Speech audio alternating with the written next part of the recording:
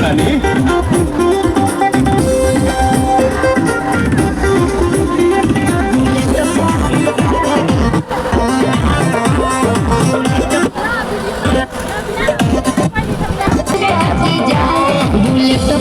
bullet पहुंची जा